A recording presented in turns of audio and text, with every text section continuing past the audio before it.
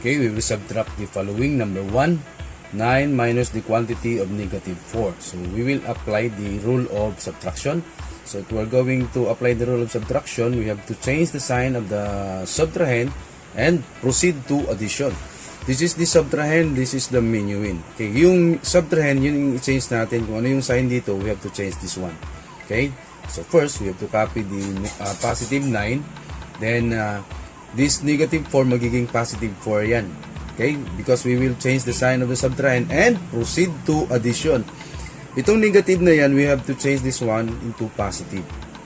Magiging positive na yan kasi we will proceed to addition. And from negative 4, magiging positive 4 equals, so 9 plus 4,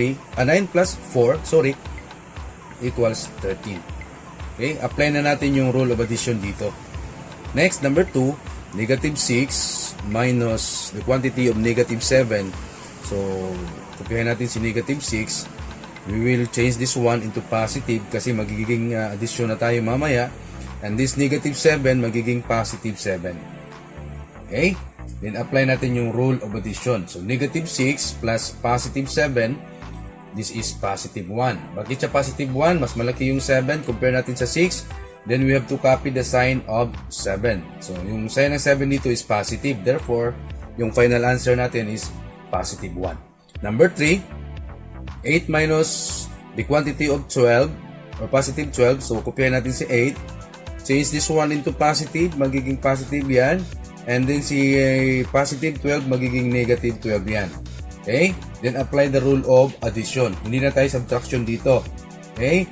So, since mas malaki si 12 compare natin sa 8. So, yung sign natin dito is negative. So, 12 minus 8 that is 4 or negative 4. Number 4, last number, 7 minus the quantity of negative 3. So 7, kopyahin natin yan. So change this one into positive. Then from negative 3, magiging positive 3. So therefore, 7 plus 3 is equal to 10. Bye-bye.